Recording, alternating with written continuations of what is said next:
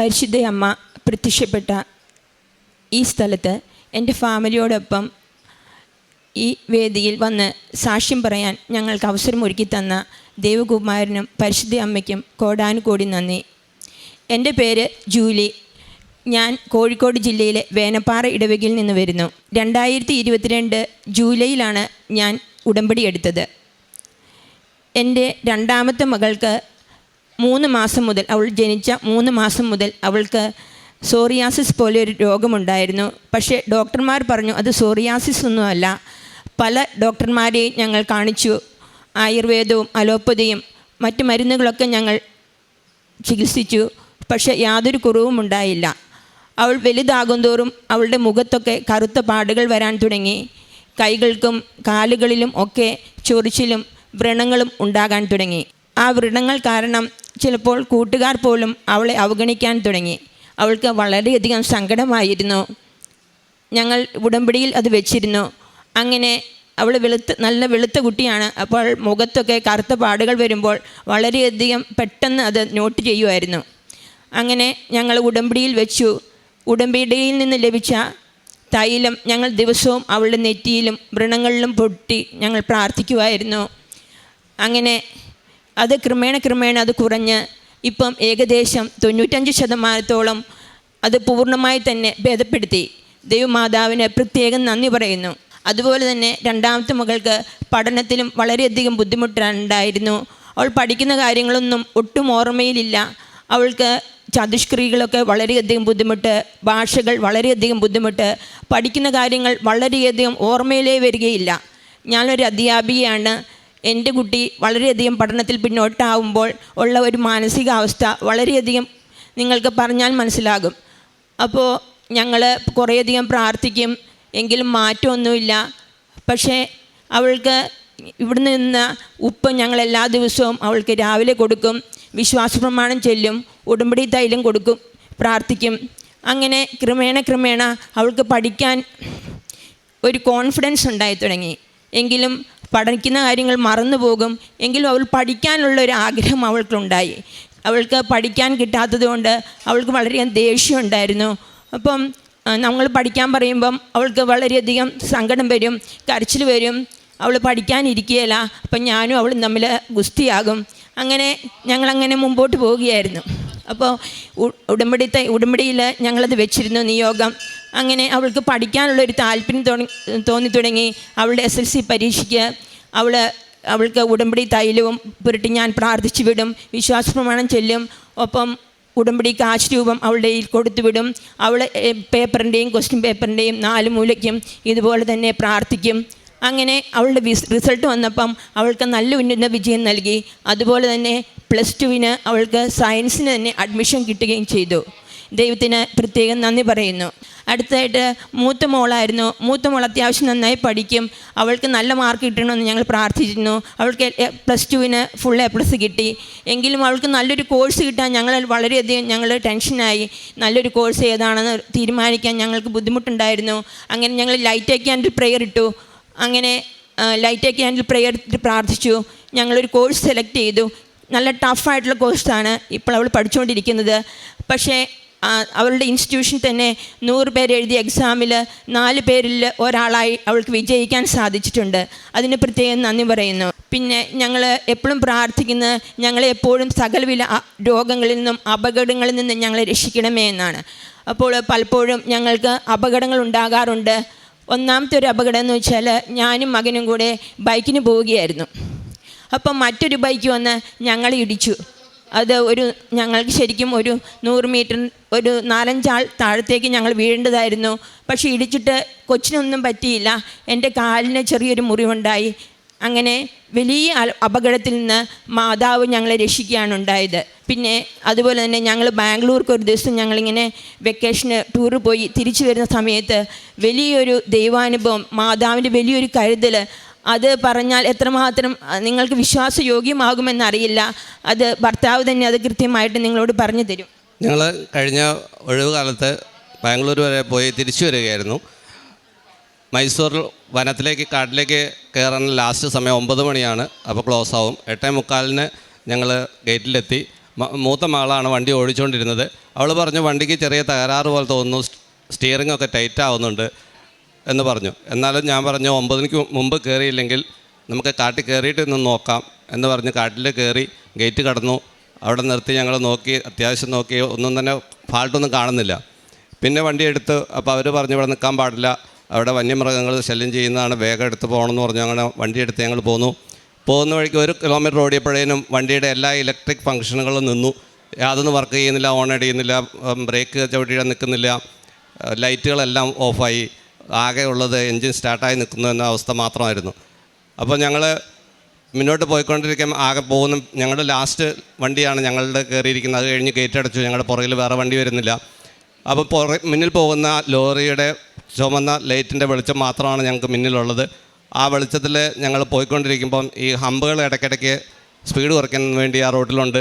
പല പ്രാവശ്യം ഹമ്പ് കാണാത്തത് കൊണ്ട് വണ്ടി കയറി എടുത്ത് ചാടാൻ തുടങ്ങി. ബ്രേക്ക് ചവിട്ടിയിട്ട് നിൽക്കുന്നില്ല. പിന്നെ മൂത്ത മാൾ ഹാൻഡ് ബ്രേക്ക് വലിച്ചിട്ടാണ് ഈ ഹമ്പ് ചെറുതായി കാണുമ്പോൾ നിൽക്കുന്നത്, വണ്ടി നിർത്താൻ ശ്രമിക്കുന്നത്. പക്ഷേ അതും ഞങ്ങൾക്ക് പലപ്പോഴും വിജയിച്ചില്ല. അപ്പോൾ വണ്ടി ഓവറായി ചാടാൻ തുടങ്ങി.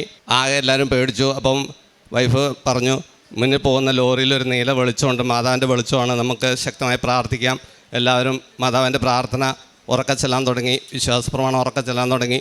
അങ്ങനെ ശക്തമായ പ്രാർത്ഥനയിൽ ഞങ്ങളുടെ വണ്ടി ഓഫാകാതെ ആ കാട് മുഴുവൻ കടന്ന് ഇപ്പുറം വരെ എത്താൻ ഞങ്ങളെ മാതാവ് സഹായിച്ചു. അതുപോലെ എൻ്റെ 2 കാലിൻ്റെ മുട്ടിനും വേദനയും നീരുമായിരുന്നു. അത് മാതാവിൻ്റെ തൈലം പൂശി ഞങ്ങളെന്നും പ്രാർത്ഥിക്കും. അങ്ങനെ ഇപ്പോൾ 2 കാലിൻ്റെയും മുട്ടിൻ്റെ നീര് കുറഞ്ഞു, വേദന കുറഞ്ഞു, ഇപ്പോൾ നടക്കുന്നതിന് യാതൊരു കുഴപ്പമില്ല. ഞങ്ങളുടെ ജീവിതത്തിൽ എന്ത് പ്രതിസന്ധികളുണ്ടാകുമ്പോഴും അതുപോലെ രോഗങ്ങളുണ്ടാകുമ്പോഴും ഇവിടെ നിന്ന് ലഭിച്ച ഉടമ്പടി തൈലം, ഉപ്പ് ഞങ്ങളത് വളരെയധികം ഉപയോഗിക്കാറുണ്ട്. വിശ്വാസ പ്രമാണം ചൊല്ലി അത് പ്രാർത്ഥിക്കുമ്പോൾ തന്നെ ഞങ്ങൾക്ക് അനുഭവം ഉണ്ടാകാറുണ്ട്. ഞങ്ങൾ കുട്ടികളുടെ പരീക്ഷയ്ക്ക് അതുപോലെ എന്തെങ്കിലും ജീവിതത്തിൽ തീരുമാനങ്ങൾ എടുക്കേണ്ട സമയങ്ങളിൽ ഒക്കെ ഉടമ്പടി തൈലം എടുക്കും, പ്രാർത്ഥിക്കും. അതുപോലെ തന്നെ രാവിലെ എഴുന്നേൽക്കുമ്പോൾ തന്നെ എല്ലാവരും ഒരു ഗ്ലാസ് വെള്ളം എടുത്തിട്ട് എല്ലാവർക്കും ഉടമ്പടി ഉപ്പ് അതിലിട്ട് കലക്കി വിശ്വാസ പ്രമാണം ചൊല്ലി എല്ലാവരും കുടിക്കും. അങ്ങനെ ഞങ്ങളുടെ ജീവിതത്തിൽ ഇപ്പോൾ ഞങ്ങൾ മുന്നോട്ട് പോകുന്ന ഉടമ്പടി പ്രകാരമാണ്. ഞങ്ങൾ ജീവിതത്തിൽ ചെയ്യുന്ന ഉടമ്പടി കാര്യങ്ങൾ ആദ്യമേ ഒന്നും ഞാൻ ഇവിടെ ഉടമ്പടി എടുത്തപ്പോൾ എനിക്ക് അത്ര വലിയ വിശ്വാസമൊന്നുമില്ലായിരുന്നു. എല്ലാ ദിവസവും ഉടമ്പടി എടുത്തതിന് ശേഷം ഞങ്ങൾ എല്ലാ ദിവസവും കഴിവതും ഞങ്ങളുടെ ഫാമിലി ഒരുമിച്ച് ഞങ്ങൾ കുർബാനയ്ക്ക് വിശുദ്ധ കുർബാനയിൽ പങ്കെടുക്കും. അതുപോലെ തന്നെ കുടുംബ പ്രാർത്ഥനകൾ, ജപമാലകളൊക്കെ കൂടുതലായി ചെല്ലാൻ തുടങ്ങി. ദൈവവചനം വായിക്കുന്നുണ്ട്. പത്രവിതരണം ആദ്യമേ ഞങ്ങൾക്ക് വളരെയധികം ബുദ്ധിമുട്ടായിരുന്നു. ഞങ്ങളെങ്ങനെ മോശമായിട്ട് എല്ലാവരും ചിത്രീകരിക്കുമല്ലോ, എങ്ങനെയാണ് മറ്റുള്ളവരുടെ മുമ്പിൽ എളിമപ്പെടാൻ ഞങ്ങളെ പഠിപ്പിച്ച ഒരു കാര്യമാണ് പത്രവിതരണം. ആദ്യമേ പത്രം കൊടുക്കുമ്പോൾ വളരെയധികം ജാള്യതയോടുകൂടിയായിരുന്നു ഞങ്ങൾ പത്രം വിതരണം ചെയ്തത്. പിന്നെ അത് ഞങ്ങളുടെ ഒരു സ്പിരിറ്റായി മാറി. ഞങ്ങൾ കുടുംബം ഒരുമിച്ച് വണ്ടിയിൽ പോയി ഞങ്ങൾ വീടുകളിലൊക്കെ പത്രവിതരണം നടത്തി. അതുപോലെ തന്നെ വൃദ്ധസദനങ്ങളിൽ പോയി മക്കൾ ഒരുമിച്ച് വൃദ്ധരെ കുളിപ്പിക്കുകയും അവിടെയെല്ലാം അടിച്ചു വാരാനൊക്കെ അവരെ സഹായിച്ചു. അതുപോലെ തന്നെ മെഡിക്കൽ കോളേജിൽ 2 ആഴ്ച കൂടുമ്പോൾ 3 ആഴ്ച കൂടുമ്പോഴൊക്കെ ഞാൻ ഫുഡ് ഉണ്ടാക്കും. മക്കളെല്ലാം കൂടി അത് പാക്ക് ചെയ്യും. ഞങ്ങൾ 2-3 പേര് ഒരുമിച്ച് പോയി ഫുഡ് വിതരണം ചെയ്യും. അതുപോലെ തന്നെ ഞാൻ പഠിപ്പിക്കുന്ന സ്കൂളിൽ എനിക്ക് എൻ്റെ രണ്ടാമത്തെ മകൾക്ക് പഠിക്കാൻ ബുദ്ധിമുട്ടുള്ളത് കൊണ്ട് എനിക്ക് മനസ്സിലാകാൻ സാധിക്കുന്നു, എനിക്കത് ദൈവം തന്നതാണ്. എനിക്ക് കുറച്ചും കൂടെ വിശ്വാസവും എളിമയും ഒക്കെ ഉണ്ടാക്കാൻ വേണ്ടി ദൈവം എന്നെ ക്രമീകരിച്ചതാണെന്ന് എനിക്ക് മനസ്സിലാകുന്നുണ്ട്. അപ്പോൾ എൻ്റെ ക്ലാസ്സിലുള്ള വീക്കായിട്ടുള്ള സ്റ്റുഡൻസിന് ഞാൻ പ്രത്യേകമായിട്ട് ക്ലാസ്സുകളൊക്കെ എടുത്തു കൊടുക്കും. അവർക്ക് കണക്ക് ബുദ്ധിമുട്ടുള്ളവരെ പ്രത്യേകം ഞാൻ അവരെ പരിഗണിക്കും. അവർക്ക് കൂടുതൽ കാര്യങ്ങൾ ചെയ്യാൻ എനിക്ക് സാധിക്കുന്നുണ്ട്. അതുപോലെ തന്നെ അവരുടെ കുടുംബ പ്രശ്നങ്ങളിൽ ഞാൻ കൃപാസന പത്രം കൊടുത്ത് അവരെ കൂടുതൽ വിശ്വാസത്തിലേക്ക് കൊണ്ടുവരാൻ ഞാൻ ശ്രമിക്കാറുണ്ട്. ഇത്രയും കാര്യങ്ങൾ ദൈവം ചെയ്തു തന്നതിനും മാതാവിൻ്റെ ഇടപെടൽ മൂലം ഞങ്ങളുടെ ജീവിതത്തിലുണ്ടായ എല്ലാ അനുഗ്രഹങ്ങൾക്കും കോടാനുകോടി നന്ദി പറയുന്നു. മനുഷ്യർക്ക് അസാധ്യമായത് ദൈവത്തിന് സാധ്യമാണെന്ന് ഞങ്ങൾ വിശ്വസിക്കുന്നു. സങ്കീർത്തനങ്ങൾ 18-ാം അധ്യായം 6-ാം തിരുവചനം. കഷ്ടതയിൽ ഞാൻ കർത്താവിനെ വിളിച്ചപേക്ഷിച്ചു, എൻ്റെ ദൈവത്തോട് ഞാൻ സഹായത്തിനായി നിലവിളിച്ചു. അവിടുന്ന് തൻ്റെ ആലയത്തിൽ നിന്ന് എൻ്റെ അപേക്ഷ കേട്ടു, എൻ്റെ നിലവിളി അവിടുത്തെ കാതുകളിലെത്തി. ജൂലിയും കുടുംബവും വളരെ അഭിമാനത്തോടു കൂടി പരിശുദ്ധ കൃപാസന മാതാവിൻ്റെ സന്നിധിയിൽ നാളിതുവരെ ലഭിച്ച ഓരോ സംരക്ഷണത്തെയും അനുഗ്രഹത്തെയും സന്തോഷത്തോടെ സാക്ഷ്യപ്പെടുത്തുകയാണ്. ഈ സാക്ഷ്യത്തിൻ്റെ ഈ ആലയത്തിൽ ഇവർ ഒരുമിച്ച്, കുടുംബം ഒരുമിച്ച് നിൽക്കുന്നത് തന്നെ എത്ര ഭാഗ്യവും സന്തോഷകരവുമായ കാഴ്ചയാണ്. കൃപാസനം ഉടമ്പടിയുടെ പ്രത്യേകത അത് കുടുംബത്തെ മുഴുവനും നവീകരിച്ചെടുക്കുവാനുള്ള ഒരു പ്രാർത്ഥന പ്രവർത്തന പദ്ധതിയാണ് എന്നുള്ളതാണ്. പ്രാർത്ഥന കൊണ്ട് വിശുദ്ധീകരിക്കപ്പെടുവാനും പ്രവർത്തികൾ കൊണ്ട് ദൈവത്തിൻ്റെ സ്നേഹം മറ്റുള്ളവർക്ക് പകർന്നു കൊടുക്കുവാനും നിരന്തരം നമ്മളെ പ്രചോദിപ്പിക്കുന്ന ഒരു പദ്ധതിയായി ഈ മരിയൻ ഉടമ്പടി നമുക്ക് വായിച്ചെടുക്കാൻ പറ്റും. മറ്റ് പ്രാർത്ഥനാ രീതികളിൽ നിന്നും കൃപാസനം മരിയൻ ഉടമ്പടി വ്യത്യസ്തമാകുന്നത് ഇത് ജീവിതത്തെ മുഴുവനും കുടുംബത്തെ മുഴുവനും സമൂലം നവീകരിക്കുവാനായി ഈ നാളുകളിൽ ഈ കാലഘട്ടത്തിന് പ്രത്യേകമായി ഒരുക്കി നൽകിയിരിക്കുന്ന ഒരു പ്രാർത്ഥനാ പ്രവർത്തന സംവിധാനം എന്ന നിലയിൽ തന്നെയാണ്. കുടുംബം ഒരുമിച്ച് അവർ അമ്മ മാതാവിൽ പൂർണ്ണമായി ശരണപ്പെട്ടുകൊണ്ട് പ്രാർത്ഥിക്കുന്നു. അവരുടെ കാരുണ്യ പ്രവൃത്തികൾ കുടുംബത്തിലെല്ലാവരും ചേർന്ന് സന്തോഷത്തോടെ അവർ നിർവഹിക്കുന്നു.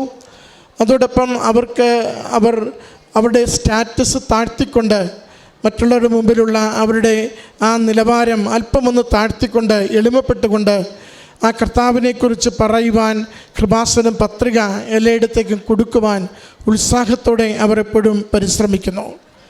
അതോടൊപ്പം ഇവിടെ നിന്ന് ലഭിക്കുന്ന നേർച്ച വസ്തുക്കൾ അവരുടെ ജീവിതത്തിൻ്റെയും അവരുടെ ഓരോ പ്രതിസന്ധിയുടെയും അവസരങ്ങളിൽ നല്ല വിശ്വാസത്തോടെ ഉപയോഗിച്ചുകൊണ്ട് ഇതെനിക്ക് കരുണയ്ക്കും കൃപയ്ക്കും അനുഗ്രഹത്തിനും കാരണമാകുമെന്ന് ഓരോരുത്തരും കുടുംബത്തിൽ വിശ്വസിക്കുന്നു. പ്രിയമുള്ളവരെ, നമ്മുടെ മതബോധനത്തിൻ്റെ, നമ്മുടെ കുടുംബ കൂട്ടായ്മകളുടെ ഒക്കെ വലിയ ലക്ഷ്യം നമ്മളെ കൂടുതൽ മെച്ചപ്പെട്ട ആത്മീയ മനുഷ്യരായി, പക്വതയുള്ള വിശ്വസ്തതയുള്ള സഹോദര സ്നേഹമുള്ള വിശ്വാസികളായി വളർത്തുക എന്നത് തന്നെയാണ്. എന്നാൽ ആ മേഖലകളിൽ പലപ്പോഴും നമ്മളിന്ന് പരാജയവും തളർച്ചയുമാണ് കണ്ടുകൊണ്ടിരിക്കുക. മരിയൻ ഉടമ്പടിയിലൂടെ വിശ്വാസത്തോടെ അത് ഏറ്റെടുത്ത് ജീവിക്കുന്ന ഓരോ കുടുംബവും ലോകത്തിൽ നിന്ന് വിശ്വാസ കൈമാറ്റത്തിൻ്റെ സാക്ഷികളായി നിലകൊള്ളുകയാണ്. ഞങ്ങൾ ജീവിക്കുന്നു, അത് ഞങ്ങളെ പരിപാലിക്കുന്ന ദൈവത്തിൽ ആശ്രയിച്ചുകൊണ്ട് ജീവിക്കുന്നു. ഞങ്ങൾ സ്നേഹിക്കുന്നു, ഞങ്ങളെ സംരക്ഷിക്കുന്ന അമ്മ മാതാവിൻ്റെ കരുതൽ അനുഭവിച്ചുകൊണ്ട് മറ്റുള്ളവരെ സംരക്ഷിക്കുവാൻ ഞങ്ങൾ മുൻപോട്ട് വരുന്നു. ഇത് മരിയൻ ഉടമ്പടിയിലൂടെ ലോകത്തിലേക്ക് എല്ലാ ദേശങ്ങളിലേക്കും കൈമാറിക്കൊണ്ടിരിക്കുന്ന സന്ദേശവും സുവിശേഷവുമാണ്. ആ സുവിശേഷമാണ് ഈ കുടുംബം നമ്മുടെ മുമ്പിൽ നിന്ന് സാക്ഷ്യപ്പെടുത്തുക. ഈ കുടുംബത്തിന് ലഭിച്ച എല്ലാ അനുഗ്രഹങ്ങളെയും ദൈവപിതാവിന് നന്ദിയായി അർപ്പിച്ചുകൊണ്ട് അമ്മ മാതാവിനും തിരുക്കുമാരനും നന്ദി പറഞ്ഞുകൊണ്ട് കരഘോഷത്തോടുകൂടി ഈ സാക്ഷ്യം നമുക്ക് സമർപ്പിക്കാം.